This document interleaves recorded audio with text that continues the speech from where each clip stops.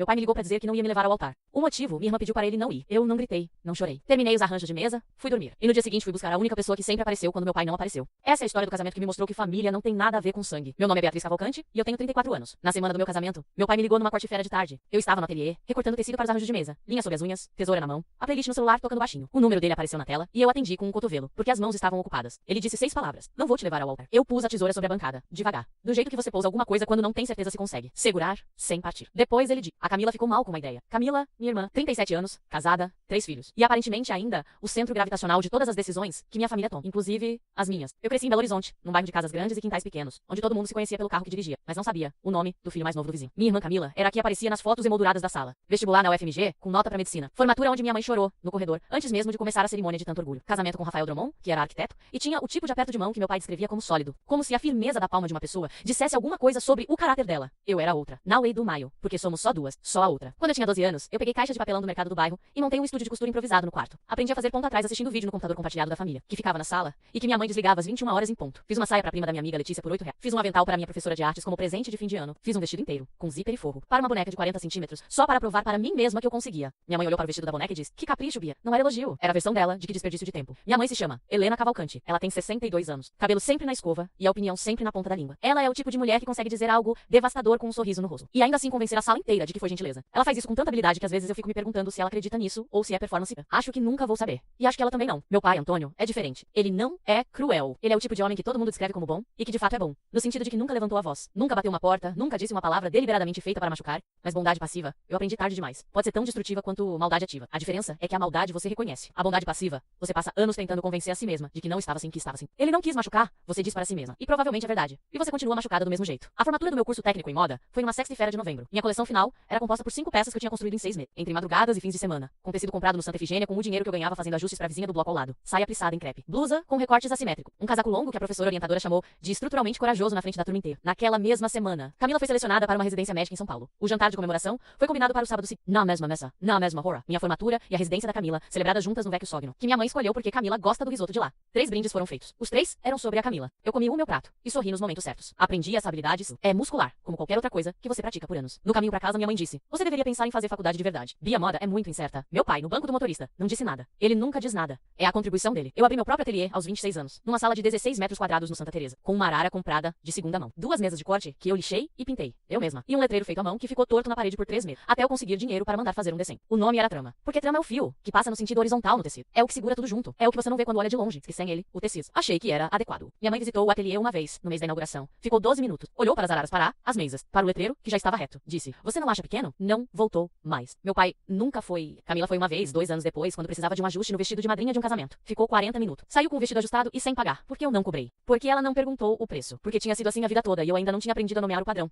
Aprendi depois. Eu conheci Rodrigo Andrade numa segunda-feira de agosto, 3 anos atrás. Eu estava montando uma instalação de tecidos para a abertura de um espaço cultural no Lourdes. Ele estava fotografando o espaço para o portfólio do arquiteto, que tinha assinado a reforma. Nós dois chegamos no mesmo elevador às 8h20 da manhã, cada um com uma mochila grande e um café na mão. E nenhum dos dois disse nada por 3 andares. No quarto andar ele disse: esse café está frio. Eu disse: o meu também. Foi o começo. Nossa primeira saída foi visitar uma feira de tecidos no Mercado Central. Ele carregou minha sacola sem eu pedir e ficou genuinamente animado quando eu expliquei a diferença entre musselina e georgette, com o tipo de atenção que a maioria das pessoas reserva para assuntos que já lhes interessam. Rodrigo é fotógrafo, não o tipo que fotografa casamentos porque é o que paga as contas, embora também faça isso. O tipo que acorda às 5 da manhã num dia de folga para fotografar. A luz passando por uma janela velha, num bairro que ninguém visita. O tipo que tem uma caixa com filmes revelados, organizados por ano, e os olha às vezes sem nenhum motivo especial. Ele tem um pai. Seu Hélio Andrade, 65 anos, viúvo, desde que Rodrigo tinha 18. Mora numa casa no Caiçara, com um gato laranja chamado Kodak, uma horta nos fundos, que ele começou depois que a esposa morreu, porque ela gosta de tomates e ele precisava de alguma coisa que crescesse. Seu Hélio me chamou de moça, na primeira vez que nos encontramos, numa tarde de domingo, quando Rodrigo me levou para almoçar na casa dele, sem muito aviso prévio. Estávamos passando perto, e ele simplesmente disse: posso te mostrar uma coisa? A coisa era o pai dele, que estava fazendo macarrão do zero na cozinha, e nem piscou quando entramos. Rodrigo, trouxe visita, e não avisou. Trouxe, pai. Essa é a Beatriz. Seu Hélio me olhou. Olhou para as minhas mãos. Viu a marca de dedal no dedo indicador direito, que nunca soma completamente. Você trabalha com as mãos, ele disse. Não era pergunta. Costura, eu disse. Ele assentiu. Como se isso explicasse algo importante. Senta o macarrão fica pronto em 20 minutos. Eu fui ficando. Seu Hélio tem um jeito de aparecer que não pede licença, mas também não invade. Ele simplesmente está lá, quando você precisa, sem anunciar que vai estar. 3 semanas depois do almoço, ele apareceu no ateliê numa tarde de quinta-feira com uma muda de manjericão num vasinho de barro. Rodrigo disse que você não tem planta no ateliê. Todo espaço precisa de uma coisa viva, ele disse. E pôs o vasinho na janela antes de eu poder dizer qualquer coisa. Fiquei olhando pra ele por um segundo. Obrigada, seu Hélio. Hélio, sem o seu. Me faz sentir velho. Eu sorri. Você tem 65 anos. Exatamente. Já sei que sou velho. Não preciso ser lembrado. O manjericão ainda está na janela do ateliê. Cresceu tanto que tive que replantar 2 vezes. Hélio aparece de vez em quando para verificar se eu estou regando direito, que na visão dele significa uma quantidade específica de água em dias específicos da semana. E ele tem razão, porque nas vezes em que não segui o método dele, a planta ficou murcha. Ele nunca disse, eu te disse. Apenas regou de novo e foi embora. Rodrigo me pediu em casamento em abril do ano passado. Estávamos na horta do Hélio, num domingo de tarde, ajudando a podar os tomateiros. Eu estava de joelhos na terra, com luva de jardim emprestada do Hélio, tentando identificar quais galhos eram ladrões e quais eram produtos. Quando Rodrigo apareceu do meu lado com um anel na mão e terra no joelho da calça. Você está de joelhos. Eu disse, estou. Ele disse, é proposital. O anel era simples, uma pedra pequena, azul escura, engastada em ouro. Ele me contou depois que tinha levado 2 semanas escolhendo, e que Hélio tinha ido junto e tinha opinião firme sobre cada opção. Liguei pra minha mãe naquela noite. Ela atendeu no segundo toque. Mãe, o Rodrigo me pediu em casamento. Silêncio de 2 segundos. Que bom, Bia. A família dele é de onde? Não perguntou se eu estava feliz. Não perguntou sobre o anel, sobre como foi, sobre nada. Perguntou de onde era a família. De Balanço Hídrico mesmo. O pai dele mora no Caiçara. E a mãe? Faleceu. Uma pausa. Ele tem emprego estável? O silêncio que se seguiu tinha textura. Era o silêncio de alguém organizando o que não vai dizer em voz alta, mas vai dizer de outras formas. Aos poucos, nas próximas semanas. Parabéns. Ela disse por fim. A palavra era certa. O tom era de quem tá cumprindo uma obrigação. Meu pai disse parabéns também, quando minha mãe passou o telefone pra ele. É uma notícia boa, Bia. É, pai. Esse Rodrigo, você gosta muito dele? A pergunta me pegou de surpresa. Não pelo conteúdo, mas pela hesitação antes dela. Como se ele estivesse tentando alcançar alguma coisa e não soubesse ao certo o caminho.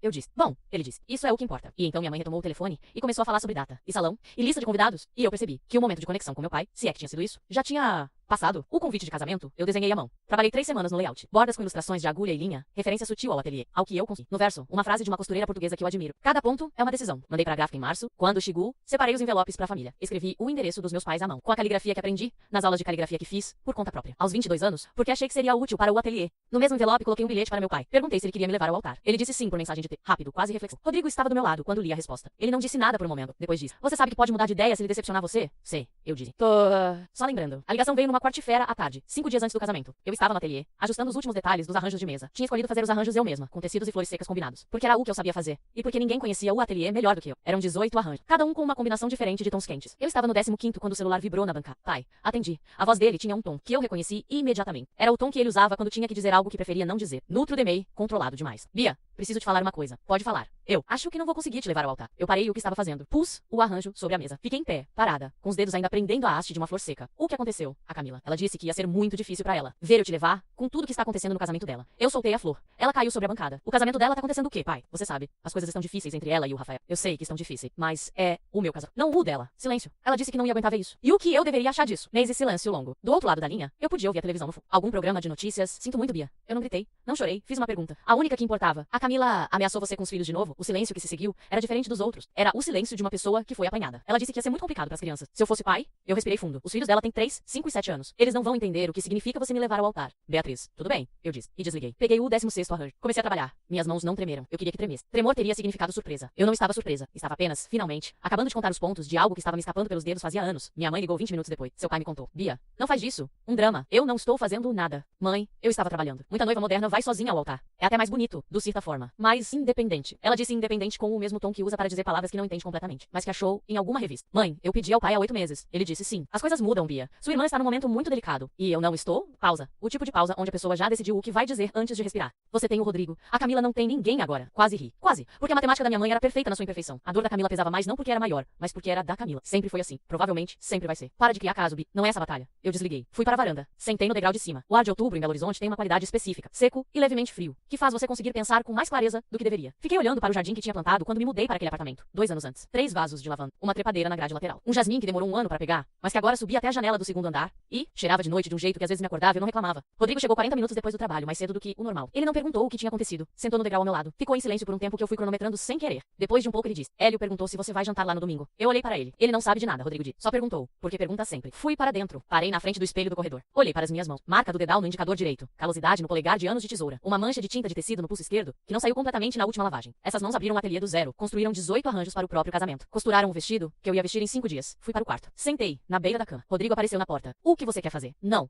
Eu resolvo. Não. Deixa comigo. Só o que você quer fazer. Não quero ir sozinha, eu disse. Então não vai. Ele atravessou o quarto, sentou do meu lado. Pai tem praticado o nó da gravata desde o noivado. Ellie, eu vi 3 tutoriais diferentes abertos no tablet dele semana passada. Eu olhei pra ele. Você tá dizendo? O que eu acho que está dizendo? Eu não tô dizendo nada. Você disse que não quer ir sozinha. Eu sei quem quer ser convidado. Fiquei em silêncio por um momento. Não posso pedir isso pra ele. Por que não? É pedir demais. mais. Rodrigo me olhou com os olhos que ele usa quando está prestes a dizer algo que eu já sei, mas preciso ouvir de fora. Bia, esse homem apareceu no seu ateliê com uma muda de manjericão, porque não conseguia dormir sabendo que você não tinha planta no trabalho. Ele conserta sua máquina de costura toda vez que trava, sem você pedir. Porque Rodrigo uma vez mencionou, de passagem, que ela travava às vezes. Ele reservou um lugar pra você na mesa dele no Natal, depois de 2 meses que a gente tava namorando, e nunca tirou. Eu me lembrei do Natal. Prato posto. Meu nome num guardanapo dobrado. Ele está esperando, Rodrigo disse. Só não quer se meter. Algo se abriu no meu peito. Não dor. Algo mais quente. O reconhecimento de que a pessoa de que eu precisava tinha estado ali o tempo todo, consertando máquina de costura, e regando o manjericão, e fazendo o macarrão do zero. Vou falar com ele amanhã, eu disse. Na manhã seguinte, quinta-feira, fui até a casa do Hélio no Caiçá. Cheguei às 10. Ele estava na horta, de avental, com as mãos na terra. O Kodak estava sentado numa pedra do lado, fingindo não estar observando os tomateiros com interesse predatório. Hélio me viu chegar e ficou em pé. Limpou as mãos no avental. Moça, café está quente. Hélio, minha voz saiu diferente do que eu planejei. Mais direta. Meu pai não vai me levar ao altar no sábado. Ele não disse que é absurdo. Não disse por quê. Não sacudiu a cabeça nem ofereceu análise. Só me olhou com os olhos que são iguais aos do Rodrigo. A mesma cor, o mesmo peso, e disse: quando você precisa de mim lá. Era isso. Era a frase inteira. Sábado, meio-dia, tô lá às 11. Ele voltou a olhar para os tomateiros. Depois sem me olhar, mais quieto. Moça, eu tenho esperado alguém me pedir isso desde que você entrou na minha cozinha aquela tarde. Chorei no carro, primeira vez na semana. O tipo de choro que não é tristeza. É o alívio de perceber que você foi sustentada por mais tempo do que sabia, por mãos que você não havia ainda aprendido a ver. As 48 horas seguintes foram uma corrente. Minha amiga Fernanda, madrinha de casamento, atualizou o programa da cerimônia. O lugar na primeira fila, que tinha o nome do meu pai, foi reimpresso.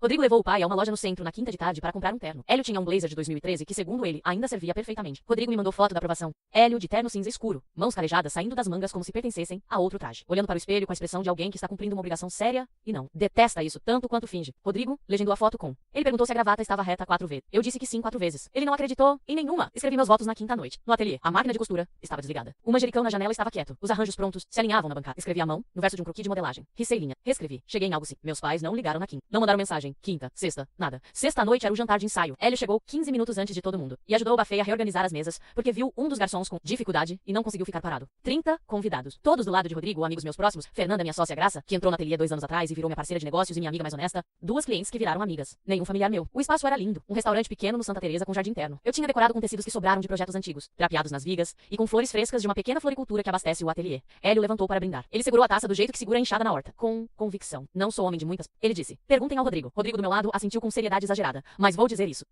Ou 3 anos atrás, uma moça entrou na minha cozinha sem aviso e salvou meu faico sem ninguém pedir. Eu soube naquele momento que ela era o tipo de pessoa que conserta as coisas antes de alguém perceber que estão quebradas. Ele pausou. Nunca tive. Aparentemente Deus só queria me fazer esperar um pouco mais. A sala foi ficando quieta, daquele jeito que vai ficando quando as pessoas percebem que estão dentro de algo real. Ele ergueu a taça para Beatriz, que faz crescer onde não havia nada. Fernanda estava com um guardanapo no rosto. Graça estava aplaudindo. Rodrigo tinha a mão no meu joelho sob a mesa. Eu olhei para o punho do Hélio, terra da horta, ainda presa na dobra da manga. Ele tinha vindo direto de lá. Era sempre assim. Naquela mesma sexta-feira, mais tarde, minha mãe ligou para meu pai. Eu fiquei sabendo disso depois, pela Graça, que tem uma prima em comum com a minha tia. E essas coisas chegam de formas que eu nunca consigo rastrear completamente. Minha mãe disse para meu pai que eles deveriam ir ao casamento. Não porque queriam fazer as pazes, porque não ir seria dar a Beatriz o prazer de poder dizer que os pais não foram. Clássica Helena. Presença como estratégia, now como amor. Camila mandou mensagem para meu pai às 23 horas. Se vocês forem, eu também vou. Sábado, acordei às 5h40. O apartamento estava escuro e quieto. Rodrigo havia dormido na casa do pai, porque achamos que seria bonito manter essa tradição. E também porque Hélio provavelmente ia ficar acordado a noite toda de ansiedade e seria útil ter companhia. Fiz café, sentei na varanda. O jasmim tinha florescido durante a noite. 3 flores novas, brancas, abrindo na grade. O tipo de coisa que acontece quando você não está olhando. Meu celular tinha 2 mensagens. Hélio, pronto quando você precisar. Gravata tá reta. Cheque confirmado. Rodrigo, te vejo no fim do corredor. Serei o que não consegue parar de sorrir. Olhei para as minhas mãos. Marca do dedal. Calosidade do polegar. Mancha de tinta de tecido que não saiu completamente. Essas mãos tinham costurado o vestido que eu ia vestir em algumas horas. Tinham construído o ateliê do zero. Tinham plantado o jasmim na grade e os vasos de lavanda no parapeito. E as flores secas dos arranjos que estavam neste momento no salão, esperando. Terminei o café, lavei a xícara, tomei banho. Me arrumei.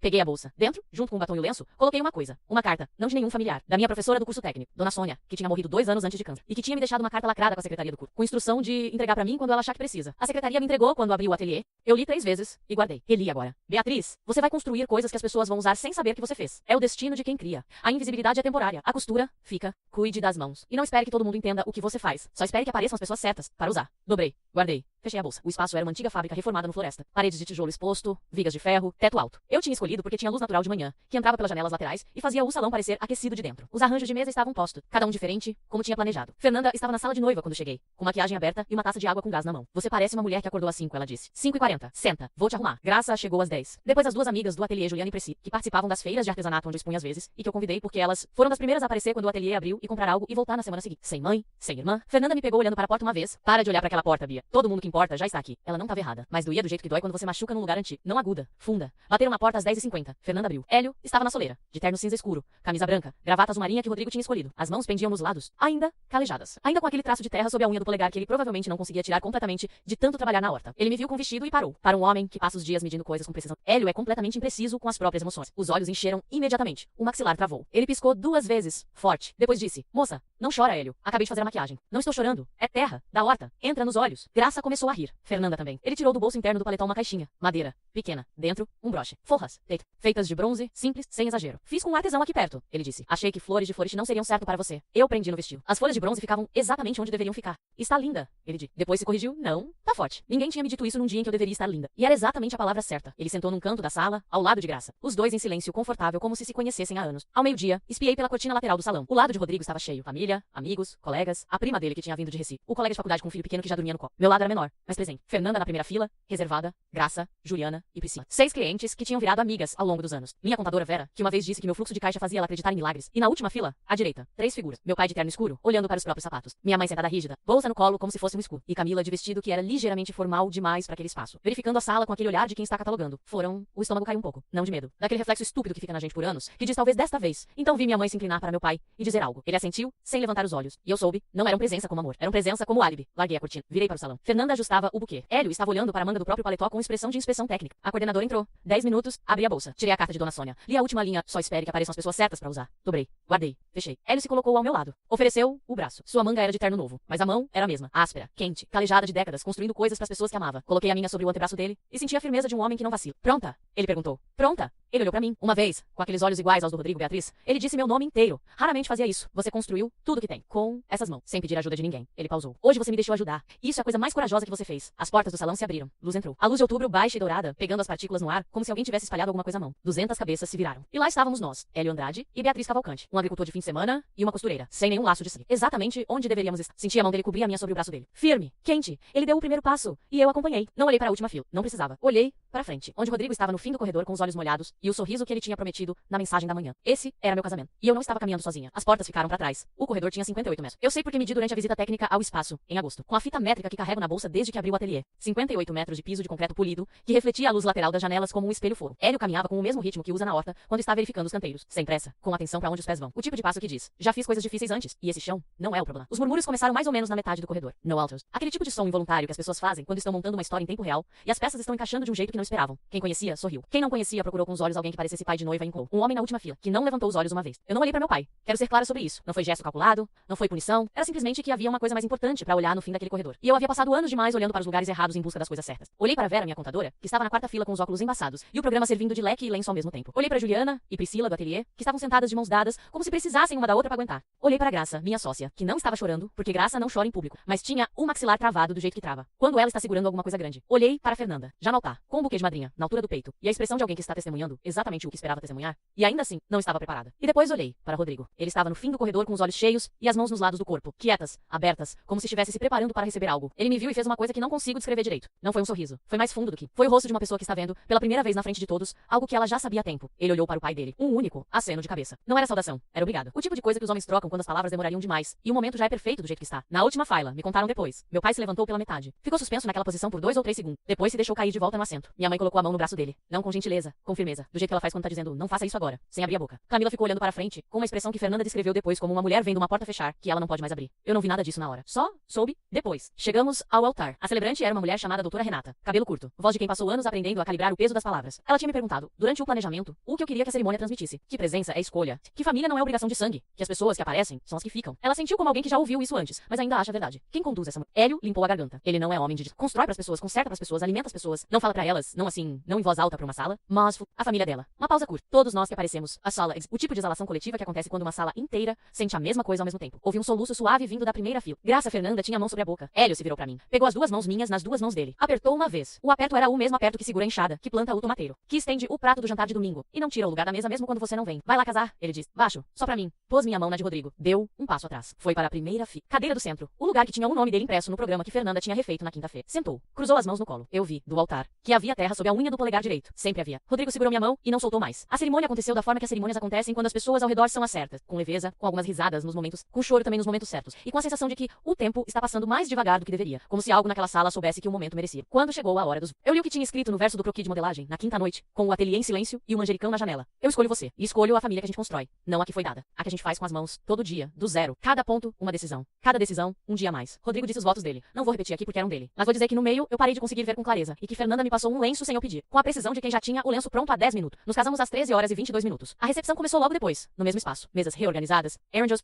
a banda tocando alguma coisa instrumental e aquecida, que preencheu o teto alto sem abafar as conversas. As pessoas falavam ao redor de mim o tempo todo. Não pra mim diretamente, ao redor. Do jeito que as pessoas falam em festas quando querem que alguém ouça. Você sabia que é ela quem cuida do jardim da biblioteca do bairro? O ateliê dela abastece 3 boutiques no Savassi agora. Ela dá oficina de costura para adolescentes em vulnerabilidade. De graça, todo mês. Meu trabalho, falando por mim, numa sala cheia de pessoas que tinham escolhido estar ali. Meu pai me encontrou na mesa de doces. Eu estava cortando um pedaço do bolo, que era de limão siciliano com cobertura de merengue, e que eu tinha escolhido, contrariando a sugestão da minha mãe de que todo mundo prefere chocolate. Quando senti alguém se aproximar pelo lado esquerdo, reconheci antes de virar o cheiro. Aquele sabonete específico de alfazema que ele usa desde que eu tenho memória. Bia, virei. Ele estava com um copo d'água, não de shampoo, água. Os olhos estavam vermelhos nas bordas e o maxilar estava fazendo aquele movimento que faz quando ele está controlando o que vai sair pela boca. Esse homem, ele diz, fez um trabalho bonito lá na frente. Oh, nome dela, Hélio. Hélio. Meu pai repetiu o nome como se estivesse gravando. É. Fez bonito. Silêncio. Ele olhou para o bolo, para a mesa, para a taça de champanhe de alguém que passava. Para qualquer coisa que não fosse o meu rosto, eu queria ter sido eu, ele disse. Não com raiva, não com vitimismo. Com aquela voz baixa e lenta de quem tá dizendo em voz alta, uma coisa que ficou quieta dentro por tempo demais. Olhei para ele. Não com raiva, não com perdão. Com a clareza fria e cansada de alguém que passou 34 anos observando um homem escolher repetidamente o caminho mais fácil. E agora estava vendo o resultado dessa escolha estampado no próprio rosto dele. Você poderia ter sido, eu disse. Ele fechou os olhos por um segundo. Antes que dissesse mais alguma coisa, minha mãe apareceu. Mão no cotovelo dele, guiando, como sempre guia. Antônio, vem sentar. Ela se inclinou levemente na minha direção ao virá-lo. Não faz disso uma cena, Bia. Peguei a faca do bolo, cortei uma fatia, coloquei no prato. Não sou eu que tô fazendo cena nenhuma, mãe. Tô servindo bolo. Ela foi embora. Ele foi junto, sempre vai junto. A dança aconteceu às 4 da tarde. Não era dança pai e filha. Era Hélio e eu, no meio do salão, com a banda tocando uma versão acústica e lenta de uma música que Rodrigo escolheu. E que eu não vou nomear aqui porque ficaria muito sentimental, e já estou sendo sentimental o suficiente. Hélio dançou do jeito que faz tudo, com atenção pra onde está pisando e nenhuma preocupação com o que parece. Piso nos pés, ele avisou. Rodrigo me avisou. Esse menino não tem lealdade nenhuma, Reese. A sala riu. 200 pessoas observando um agricultor de fim de semana dançar com uma costureira e sentindo alguma coisa verdadeira embaixo da música. Na mesa do canto, Camila assistia. Rafael não estava. Viagem de trabalho. Foi o que ela disse pra minha mãe. A cadeira ao lado dela estava vazia e ela segurava a taça de champanhe com as duas mãos. O tipo de aperto que as pessoas fazem quando precisam segurar em alguma. Graça foi até ela no intervalo entre uma música e outra. Não com hostilidade, não com calor excessivo. Só se sentou do lado com um prato de doces e ficou quieta por um momento. Depois disse alguma coisa baixo. Camila virou pra ela. Respondeu alguma coisa. Depois os olhos dela encheram. Não o choro de performance que eu conheço dela desde a infância. O que serve pra conseguir atenção. O outro. O que aparece quando a armadura trinca, num lugar que ela não planejou. Ela se levantou, atravessou o salão, entrou no banheiro. Ficou lá por 18 minutos. Quando voltou, a maquiagem estava refeita, mas os olhos estavam inchados e as mãos ainda tremiam levemente. Como tremiam no Natal 2 anos atrás quando a Lara perguntou por que o pai dormia no escritório e a mesa inteira foi ficando quieta. Eu vi ela cruzar o salão de volta para a mesa. Não fui até ela. Não mandei ninguém. Continuei dançando com Hélio. Algumas portas fecham porque você as fera. Outras fecham porque a pessoa do outro lado parou de segurá-las abertas. Eu tinha segurado essa por tempo demais e com força demais e com as mãos erradas. Meus pais foram embora às 17 horas. Fernanda me contou depois. Saíram entre o corte do bolo e o buquê, do jeito discreto de quem escorrega de uma festa que nunca foi realmente sua. O trajeto de volta para casa deles é de 35 minutos pela Brasil. Minha mãe dirigiu porque meu pai tinha tomado um copo de vinho e ela não bebe. Fernanda ficou sabendo, por caminhos que não consigo rastrear completamente. O que aconteceu no carro. Meu pai ficou em silêncio os primeiros 20 minutos. Minha mãe também. O tipo de silêncio de duas pessoas que têm muito a dizer e nenhuma disposição de ser a primeira. Então, meu pai disse: esse homem plantou tomates pra ela. Minha mãe olhou pra estrada. O que é? O Hélio. Rodrigo me contou durante o coquetel. Ela foi lá uma vez, viu a horta, disse que tomate cereja precisa de mais sol do lado esquerdo do canteiro. Ele mudou o canteiro na semana seguinte. Planta tomates para ela todo verão desde então. Minha mãe não respondeu. Quando foi a última vez que a gente plantou alguma coisa pra ela, Helena? Silêncio. A Brasil naquele trecho passa ao lado de um córrego. À noite você não vê a água, só ouve. Meu pai disse que ficou escutando aquele som por um tempo sem conseguir nomear o que estava sentindo. Ela nem olhou pra mim, ele disse. No corredor, ela passou e não olhou. Antônio. E ela estava certa. Ela estava completamente certa em não olhar. Minha mãe entrou na garagem sem responder. Meu pai ficou no carro. A luz da garagem estava acesa. Na parede, no quadro de ferramentas pendurado ali desde que eu era criança. Havia uma foto, eu com 10 anos, de frente para a máquina de costura da minha avó, com a língua um pouco pra fora de concentração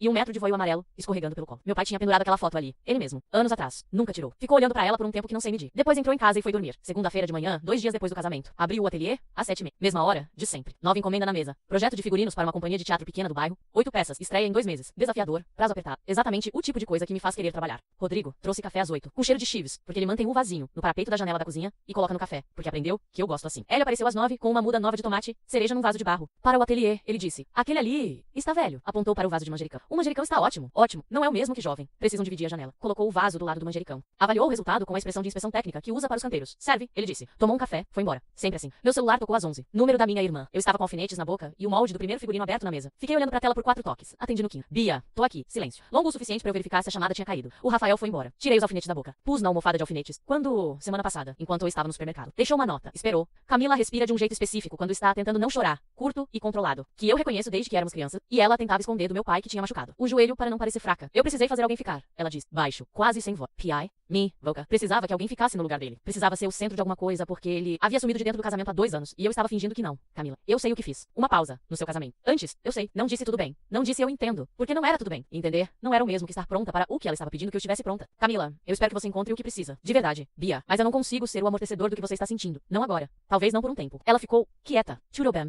Ela disse disse por fim, com uma voz diferente de todas as vozes que eu conhecia nela. Menor, mais real. Cuide das crianças, eu disse. Eles precisam de você presente. Desliguei. Fiquei em pé por um momento no meio do ateliê, com os alfinetes na almofada e o molde aberto. E o tomate cereja do Hélio na janela ao lado do manjericão, que ele mesmo tinha trazido 3 anos atrás. Depois sentem. Abri o projeto dos figurinos. Peguei o lápis. Desenhei a primeira linha. Uma carta chegou na quinta-feira seguinte. Manuscrita, letra pequena e inclinada para a direita. Envelope salato, postado, MBH, remetente, Antônio Cavalcante. Não uma mensagem de texto, não um áudio. Uma carta, com papel e caneta e o trabalho de alguém que teve que sentar, compor e ir até o correio abrir no tele. Em pé, sozinha, Beatriz. Eu deveria ter sido eu lá naquele corredor. Sabia disso quando a Camila pediu pra eu não ir. Sabia quando a sua mãe disse que seria melhor assim. Sabia quando sentei na última fila e vi outro homem fazer o que eu deveria ter feito. Escolhi errado. Venho escolhendo errado a vida toda e me convencendo de que era mais fácil. Não era mais fácil, era covarde. Deixei seu irmão usar os filhos como moeda e fiquei quieto porque tinha medo do que aconteceria se eu resistir. Deixei sua mãe me dizer que manter a paz era a mesma coisa que ser bom pai, não é? Manter a paz significou manter você à distância. E eu fiz isso, porque era mais simples do que encarar o que estava errado em casa. O Hélio ganhou o que eu desperdicei. Ele apareceu. Eu não. Não espero que você me perdoe. Não sei se eu me perdoaria, mas preciso que você saiba que aquela foto de você com 10 anos na frente da máquina de costura ainda está na garagem. E que eu sempre soube desde aquela época que você ia construir alguma coisa que durasse. Só fui covarde demais pra dizer isso em voz alta enquanto importava. Tenho orgulho de você, Beatriz. Sempre.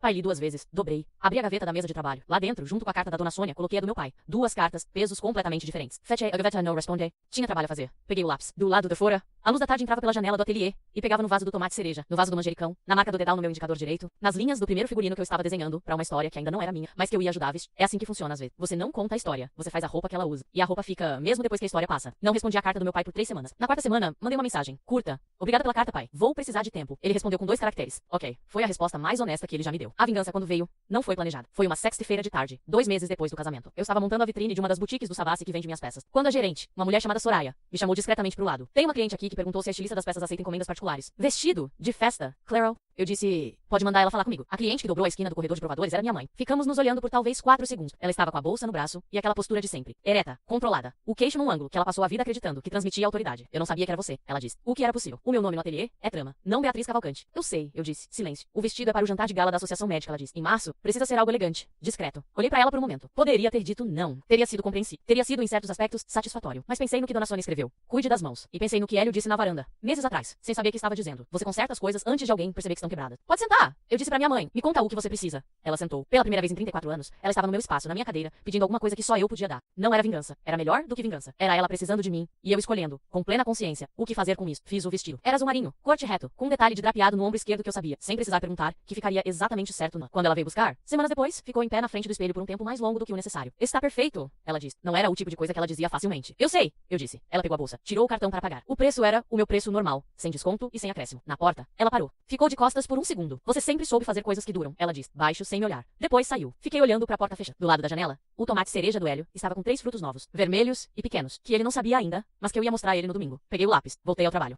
Que essa história nos ensina não é sobre casamento. É sobre o que acontece quando uma pessoa passa a vida inteira esperando ser vista pelos lugares errados. Beatriz não se vingou. Ela não excluiu, não humilhou, não deu as costas. Ela simplesmente parou de mendigar espaço em mesas onde nunca reservaram lugar para ela e construiu uma mesa própria, com as próprias mãos, com as pessoas que escolheram aparecer. E no fim, foi exatamente isso que fez sua mãe sentar na cadeira dela, no espaço dela, pedindo algo que só ela podia dar. Às vezes a maior resposta que você pode dar a quem diminuiu a vida toda é simplesmente crescer demais para caber no espaço pequeno que eles reservaram para você. Beatriz fez o vestido para a mãe que nunca a apoiou. Você teria feito o mesmo ou teria dito não? Comenta aqui embaixo e me conta, porque essa resposta diz muito sobre quem você é.